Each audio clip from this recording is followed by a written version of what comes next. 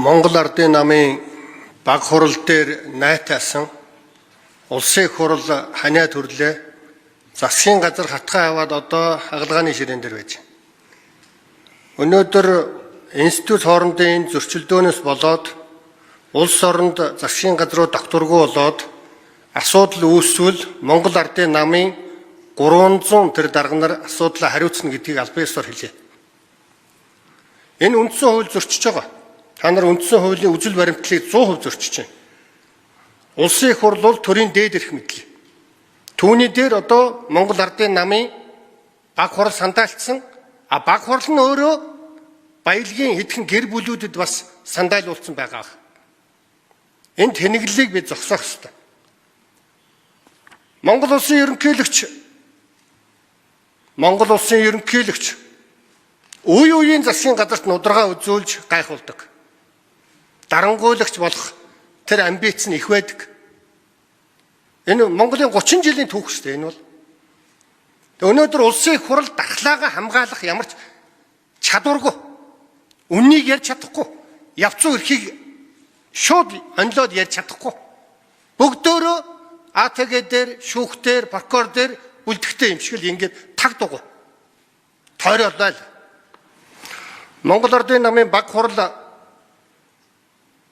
ийм арчаагүй нөлөөлж засгийн газрыг өнөөдөр боомлж байгаад би харамсаж байна. Би засгийн газрыг шүүмжилдэг. Уран дээр, байгаль орчны хуулиуд дээр. Гэхдээ би асуудлаа ярьдаг. Хизээч дарга сайд амбиц байдгүй. Би зөвхөн асуудлыг ярьдаг. Тоо баримттай үндсэлтэй. Хоёрдугаарт энэ засгийн газрын байгалийн баялагийг ард түмэнд хүртээлтэй болгоё гэдэг бол миний 20 гаруй жилийн хөдөлмөр мөрөөдөл. Үүнийг анх удаа хийж байгаа засгийн газар. Баялагын эх оронч үзлийг анх удаа яг одоо мото болгоод явж байгаа засгийн газар. Монгол оронд 24-нд 11 их 80 төгрөгийн орлого уул уурхаагаас олсон. 36% нь төсвийн 36%. Манай ядуу ард иргэд гэвэл 28% нь байгаа. 400 мянган өрх санхүүгийн дарамтанд байгаа. Яагаад? Ийм их баялаг болчоод яагаад? Хитгэн гэр бүл хагартлаа баяж байна л гэсэн үг. Энийг ярьсны төлөө цөм 20 жил зодууллаа л та. Энийг анх удаа ярьсан засгийн газар. Баялагын сангийн тухай. Тэгэхээр Монгол улсын ерөнхийлөгч болгон баялагтай эзэн Монгол гэж гардаг, гараад баялагын эзэдийн карманд ордог, Монголоо өсөр хайдаг. Энэний эсрэг явсан засгийн газар одоо ингээд үндсэндээ хоногоо тоолж авах шиг байна.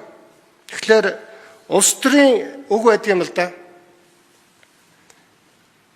Миний өрсөлдөгч гэдэг юм уу одоо эрх баригч нар унж байхад саад болж болохгүй гэдэг шиг. Би ийм арчаагүй харлагамнуудаар асуудлыг харах гээгүй. Бидний хамтын дайсан бол Монголын ядуурл ажилгүйд л.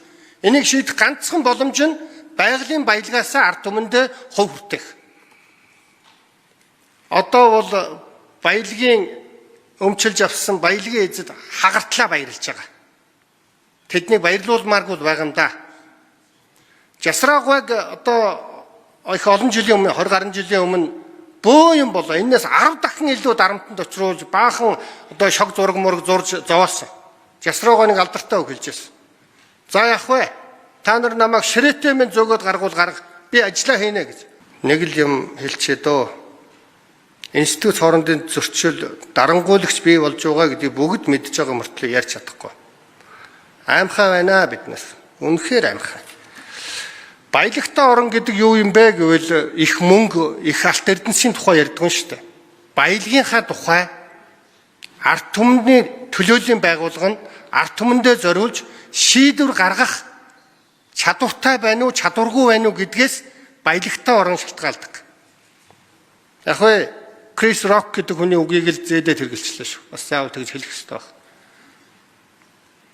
Манайх бол баялагын хараал хүртсэн юм шиг ийм тэнэг байдлаас гаръя гэж бодож байна. Бид нар ерөнхийлөгчийн чимшиг, парламентын чимшиг ийм одоо засаглалтаа улс шүү дээ ер нь бол. Ард түмний сонгогддог ерөнхийлөгчтэй мөрийн хөтөлбөр төвшүүлдэг. Би нэг 2019 онд ярьж лээс. За парламент засгийн газар томилдог бас мөрийн хөтөлбөртэй. За ингээд хоорондоо одоо нөгөө ажил үрийн хуваарууд давхцах. За ингээд буруу зүрх ойлголт төрөх ийм зүйлүүд бол байна. Энийг бид нар парламентын засгалтай бол нэг талд нь гаргах хэрэгтэй. Ерөнхийлөгчийг цаашдаа парламентаас сонгодог байх нь зөв. Энийг би байнга л илэрхийлж ярьсан.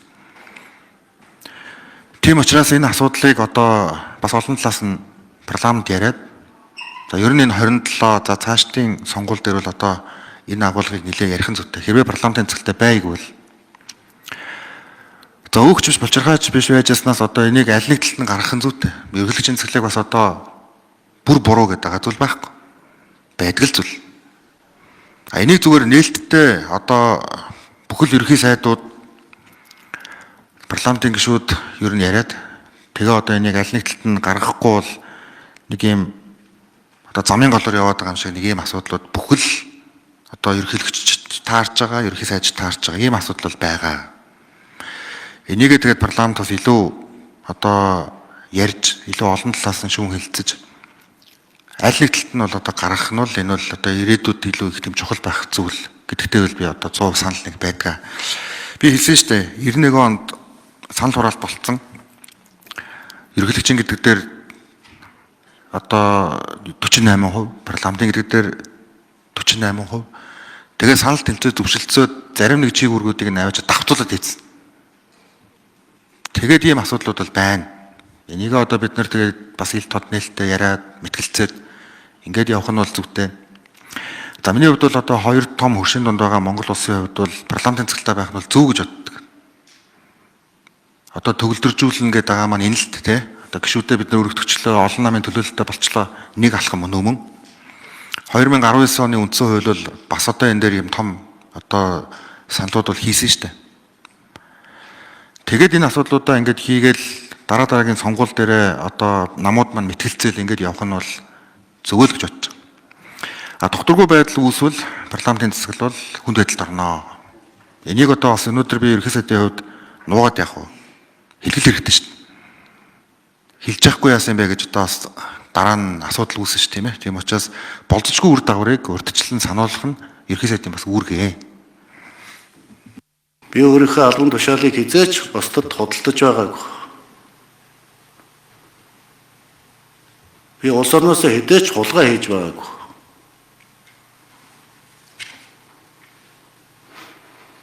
Би ерөнхийлөгчийн энэ өндөр сэнтийг гадныхны 50 сая бооноор зарж байгаагүй шүү.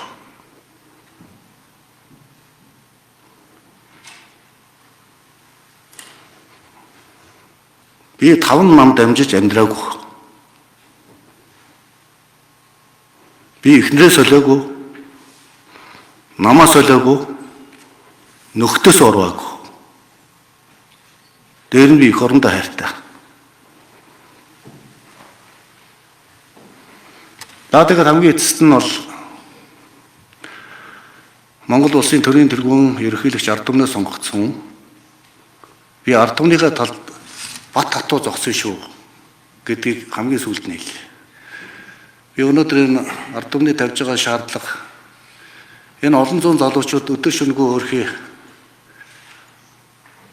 энэ талбай дээр сайн дураараа хүсэл зорилгоо илэрхийлж эрх чөлөөгөө эдэлж байгаа шудраг ёсыг хөсөмжилж байгаа энэ хөсөмжлийг хангахын төлөө би явна. Би ард түмнээс хязгаарч урахгүй. Би ард түмнийхээ тал зогсон шүү. Энийг одоо эцэст нь та бүхэндээ хэлье.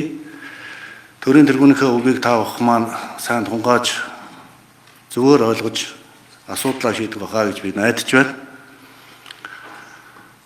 Хамтарсан засгийн газар харамсалтайгаар ингээд өндөрлж байгаад би одоо их харамсаж байна. Би энэ засгийн газрыг тултлан дэмжсэн шүү. Надад ямар боломж байна би бүгдээрнгээр нь дэмжсэн.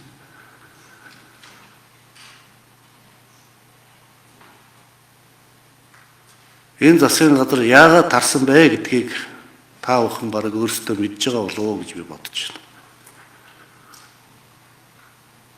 Энийг надаас биш ерөнхий сайдаас асуух хэрэгтэй. Энэ хамтарсан засгийн газар яагаад тарах болсон? Хэн энийг тараах санаачлаг гаргасан бэ гэдгийг холбогдох хүмүүс өөрсдөө хариулах нь үнэнд нийцэх болов гэж би ингэж бодож байна. Тэгээд ард түмнийхээ үгийг сонс. Та бид нар одоо өдөр шөнөгүй л арчил ярьдаг шүү дээ.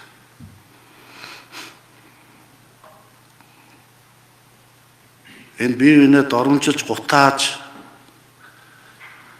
бусдын нэр хүндэд халтгаа бол арай дэмжиж байгаа юм шүү. Нэг үг дуурсан хүнийг ямар муухай харлуулж, ямар муухай доромжилж, ямар муухай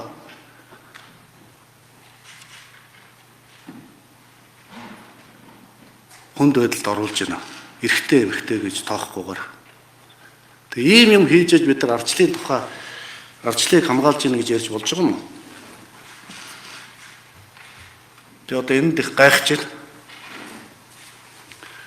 За ингээд парламентын гишүүд та бүхэндээ одоо төрөө авч явах энэ эрхэм бөгөөд нэр хүндтэй ажилд чинь улам их өндөр амжилт хүсье. Ард түмнээ битгий ингээд талцуулж шар махтай натаагаад бай. Асуудлаа шийд. Ард түмэн харж байгаа.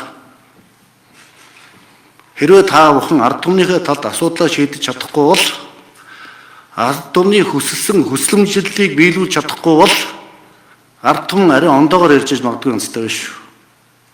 Энэ олон залуучууд. Би энэ шудраг ёсны төлөө янз бүрийн хатгаасгүйгээр энэ олон залуучууд янз бүрийн ашиг сонирхолгүйгээр энэ олон залуучууд төрийнхөө ордны гадаа эмх цэгцтэй өмнө самаангүй үзэл бодлоо илэрхийлж байгаад би маш их баярлж байгаа. Манай залуучууд их ондоо болсон юм байна. Их ухаалаг болсон юм байна. Тэдний ярьж байгаа хэлжийг та бид бүгдээрээ сонсож байгаа. Одоо тэг ард түмнийхээ өмнө нүдний болоо болохоо одоо бол та бүхэн ард түмнээ төлөөлж байгаа хүмүүс шүү. Эрхэм нэр хүндтэй хүмүүс шүү. Парламентын гишүүн хүн гэдэг бол